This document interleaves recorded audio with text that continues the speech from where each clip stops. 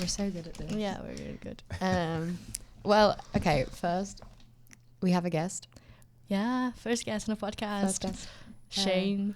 I'm your first guest. Yeah. Do you want to introduce yourself before? Yes, I'm Shane Kinghorn, and I lecture in theatre on the Drama and Contemporary Performance Theatre programme at Manchester Met. Great. Nice. Yeah. Shane was our supervisor for our 3A project that we did at the start of third year. And the first question that we have written down is, what was that, our journey, if you remember it, we can remind you, like from your perspective in terms of how we managed to explore this myth and then explore it the way we did, and then created a performance to show to Henry, which was really not theatrical, very conversational. Yeah. Quite different from the others. You created something quite singular. I think I seem to remember it started with a reading of the myth. Is that right? Mm-hmm. So we could see that you were reading from a kind of published text, and then it became more. I seem to remember it was more of an exploration of your relationship to each other. Mm-hmm. And I remember going into several supervisions and feeling that, in the best possible way, I didn't really need to be there, in the sense that I didn't really need to kind of prompt you or kind of find material for you or get you to kind of rip it up and start again. And it seemed quite free-flowing. I mean, you'll need to tell me whether it was based on any kind of pre-existing framework. But what I noticed is that you seem to be able to riff off each other and find a kind of space. You just kind of hold a space together, which I've kind of seen in subsequent work that you've made. And yeah, it sort of became more and more about you, but still with these kind of implicit references back to the themes of the myth. Mm-hmm. And then you carried that into performance. And the performance had a really steady, really easy, really kind of digestible sort of rhythm. And not surprisingly, I think that Henry, it took me a while to, Henry centralised that kind of relationship in developing his work further, presumably because it felt to him like something that was quite sort of already made, if you see what I mean, and that things could kind of move around it, through it, but that would be the sort of central relationship. Yeah. Sorry, that's probably not the most articulate answer I've ever given. No, that's okay. It's It really took me a good. while to recall, actually. Yeah, because we wanted to show you, like, more. When we were doing the supervisions, I remember we have nothing to show Shane, actually, because we were working on, like, the process was the work, in a way, so... Yeah, but I think it was something about your confidence in that, because not everyone would sort of trust themselves, I guess, to be able to develop a piece that didn't really sort of move very far from that. That sense of your relationship to each other. But within that, there were references to theatre and performance as well, weren't there? So, making it sound like you were just talking about anything, but you weren't. And what about Henry's choices do you think, like, looking at what you saw in those performances on Friday, and then the end result, because it was kind of controversial.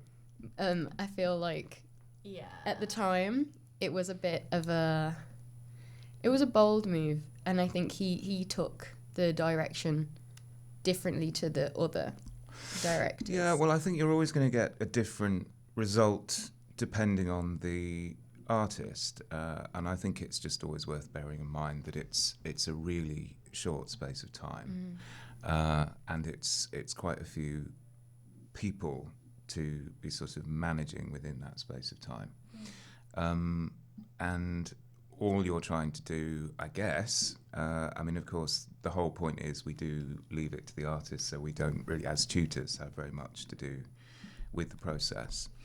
I guess it really is simply a matter of doing the best you can within the space of time that you've got. I remember as tutors, we really enjoyed Henry's piece and felt that it was really very well crafted, and that everybody was visible within it. So you could certainly see that everyone has sort of played a part in bringing it together. I think one of the issues was, I guess possibly one of the issues was sort of taking work that other students were developing kind of outside the space and then bringing it back in. So I think the only issue was that not everyone had the same, if you like, access to Henry as a director. So I think, as far as I remember, that's where, I mean, I don't want to sort of go into it, but I think that's where the kind of controversy came from. But that in actual fact, it really did feel, when you were watching it, like an ensemble piece, and as an audience you weren't thinking, well, you know, they had more airtime than them, and, or you know, they clearly made a sort of a bigger contribution. It's difficult, I think, when you've got that many kind of bodies in space. At the same time, I kind of anticipated it a bit, because it's undeniable, you know, you couldn't not be conscious of the fact that the two of you seemed quite central to it, and that you had, you know, quite a lot of airtime within it. Yeah. But I think we also noticed that when we presented the work to him, we were the only ones that presented dialogue. Yeah, we spoke. So I think that also. Yeah, I think as a director in that kind of situation, you're very often looking for something central, or a kind of a really major kind of branch that everything else can kind of spring from. And if it's already there, I guess the feeling is, because it's so time pressured, you know, you're going to save some time by doing this. Yeah. And of course, with those things, they could always have been something else. Yeah. But that something else wouldn't necessarily be better or managed in a different way. But everything that you do in devised work, as you know, could always be something else. Yeah, true.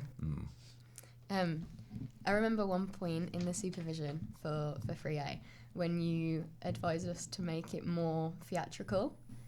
Do you remember when you told us that? And I don't know whether I don't remember, to be honest, but I'm trying to think about what I would have meant by that, whether I wanted more kind of I think you used the references word to camp. theatre. You did. I think you used the word camp. What, that I wanted it to be camp? Yeah. I think what we Well, that's not. we were showing you some stuff that we'd improvised in rehearsal. Because originally for our 3A piece we were gonna just recreate that. But obviously we didn't listen to your advice. But we did take that into 3B. Like that. I wonder what I meant by camp. I would have meant it via Sontag's definition of camp, I imagine, which is the idea of a failed seriousness. Yeah, I think so. Yeah. I think so. As opposed to something really sort of obviously flamboyant. Yeah. So I think that's what you wanted, and that's what we carried for 3B. Yeah, doing the seriousness, but not. So the next. I'd love to be able to remember what I saw in the first piece that prompted me to say that. It's always based on something you've done, or something that I can see, or some element of it that I think, oh, okay, they're going there, so let's explore that particular avenue. Yeah. But I have to be honest, there was always a sense in which, I can kind of leave these two alone. It's a bit like children with paintings. There's a point at which you don't want them to do anymore, and you want to take it away from them before it's spoiled. And I think I didn't want you to kind of feel as if you had to do any more than you were doing, rather just kind of refine what you were actually doing, if that makes sense. Yeah, that's nice. Yeah. And you also encouraged us to continue working together for 3B, which we also listened to. Well, I did, because and this has happened quite a lot of times with students. It's happened with another. I don't want to sort of use this to kind of mention names, but it's happened with a couple of other students in your year group, where you kind of get the sense of a double act forming.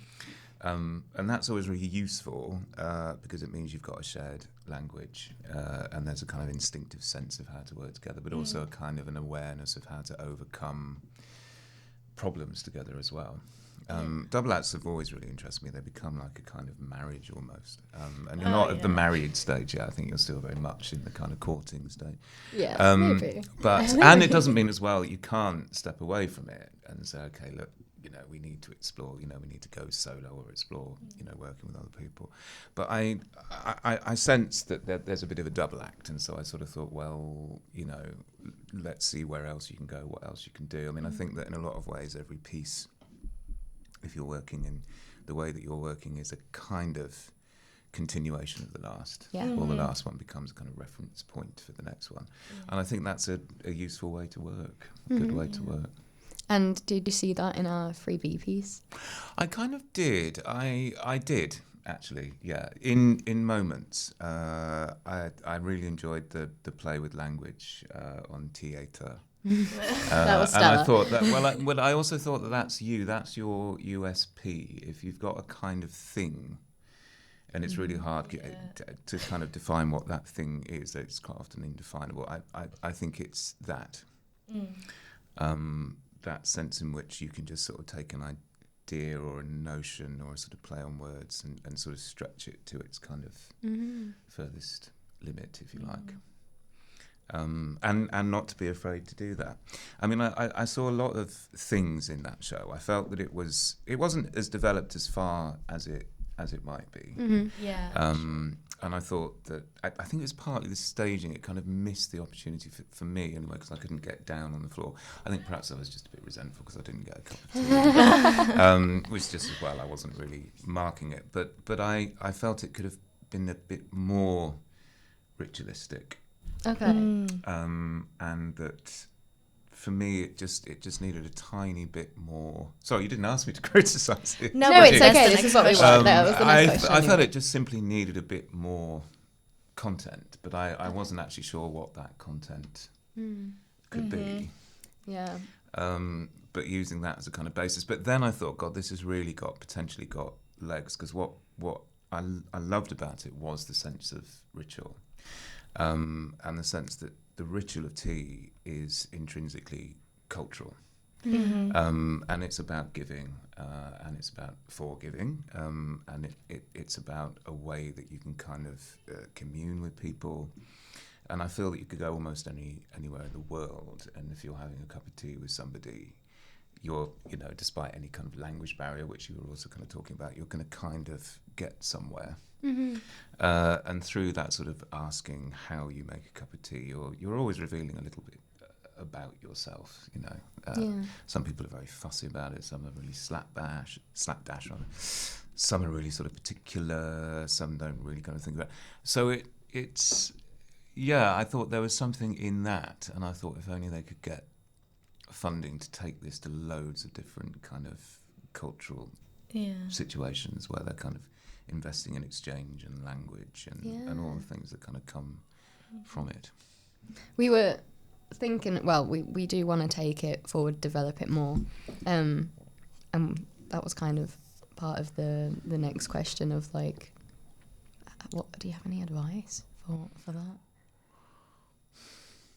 Well, it depends, because I sometimes think that, and not everybody would agree with this, but it might depend on the kind of, if you were going to develop it, it might depend on the conditions of the context in which you were going to receive the wherewithal to do that.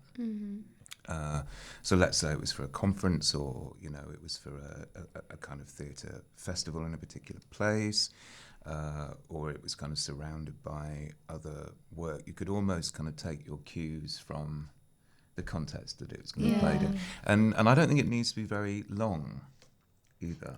Yeah, that's one of the criticisms that we got, that it was too long. I don't think it was too long. I think it felt that way because there just wasn't quite enough happening. But there is, by the same token, also something quite pleasurable about kind of hearing the research process coming through it, you know, of all the little interviews that you did, and sort of hearing those come back, and understanding that there'd been a kind of process behind this where you were kind of genuinely interested in the way that people do things. I don't know if you reach for something. I'm just kind of trying to think about this, whether there is something kind of allegorical or kind of more culturally important, or there's something, if you like, for want of a better word, more kind of serious about this. It kind of alludes to what I'm talking about. You know, what does it mean to offer someone tea? What does it mean to kind of sit with them? What does it mean to talk to them about how they make tea? And in a way, you're kind of admitting difference. You know, you're admitting a kind of peculiarity about your own culture, and that it doesn't matter. Mm-hmm. And especially at the moment, you know, I think we desperately need ways of thinking about what connects us. Yeah. You know. Yeah, I think that's the next step for us to be fair, for like the after the type of reflection that we've been. But it comes back to a colleague and friend of mine just lately has been using the phrase "holding a space," and so I'm using it now because I really, really like it. It's that idea that, I mean, one thing with your show is that I felt utterly at ease Nice. through the whole thing. So I mean, you might decide whether is there a point where you don't want me to feel at ease, I think that's or part you of want what to kind of we want. unsettle that a bit. But I thought I could stay here for another hour, you know, and you could do your riffing and your chatting, and we could drink tea, and it wouldn't matter. So one of the things you might do is just respond to, you know, you're holding a space, you've got particular things that you need to do and say, but you're also responding to whatever happens in that space. Yeah. And I thought you could have possibly kind of pushed that further. It's as if things were there that were forgotten. I mean, Patrick was a bit like me, so, well, I didn't get a biscuit.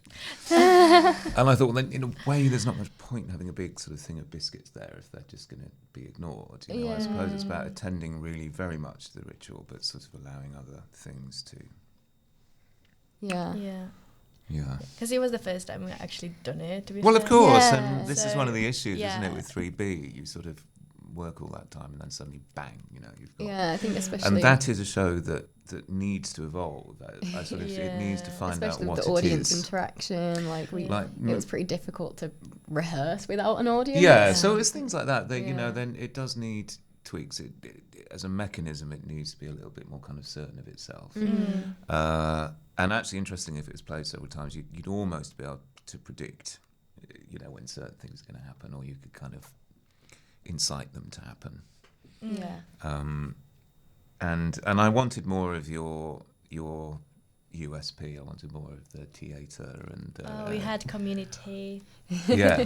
We had humanity. Yeah. Yeah. Well, I mean, too much punning would Yeah. also become a bit tedious, but just what you do, and there'd be, I guess, nothing wrong with sort of coming back to yourselves again. I don't know. Yeah. I mean, where do you see? You're supposed to be interviewing me, but where do you see your working relationship going? We're definitely... Yeah. We're called Less Than 3 because there's 2 of us. Yeah, Less Than 3 theatre. Yeah. And I would say fewer than 3, but I'm not going to. but get you have pedantic to about look this. at the vision. This is the logo for it. I see. Because it makes a look Yes, art. well, we'll forget grammar then. Yeah. That looks good. Yeah. That looks good. We thought a lot about this, obviously. Yeah, we did during CP. But we do want to carry on with the T one, especially because we keep talking about it, and discovering new things. We want to explore the class thing more. Yeah, I think because as well. the role of my dad, like in the recent assessment we had with Andrea, where we had to critically analyse our own performance, I talked about my dad, who was the radio. I don't know if you remember his voice coming through. Yeah. And I think there was sort of elements of a class debate there. Yeah, I'd forgotten about that, and I'm always so reluctant to raise the kind of spectre of class, but it's I guess it's almost impossible not to. Yeah. And I think, you know, we're both from working class backgrounds, and I think that's important Tea to from us. a mug, tea from a cup, tea from a is it around that, or around the way that you know, is it about whether you put the milk in first or second? Or... Like, I think it's related a lot more to the theatre conversation, but then that's like what I remember now. tea being the thing that connects, like these sort of So you divides. think tea actually might be a bit beyond class. Yeah, Yeah. I think Yeah. so. Depending on how. But I do also think, like, especially within like British culture, there is a sort of assumption that, you know, you're going for tea, you know, or like you know, if you go for afternoon tea, it's like a kind of treat. richy thing to do. Yeah, or Um, something you do for one's elderly relatives. But then there's also Birthdays like, and things. you know, popping around to people's houses and having a normal cup of tea. Well, right, and the idea of being revived and refreshed. I mean, it's kind of endless. Yeah. Mm-hmm. But I think So another way, I would be doing some research into kind of tea rituals around the world, and you know, the different kind of names that it has, and all this Yeah. kind of thing. I mean, you could go forever, you two, on the different names. Yeah. True. Different names. Yeah. True. That is. I don't know. Anyway, I have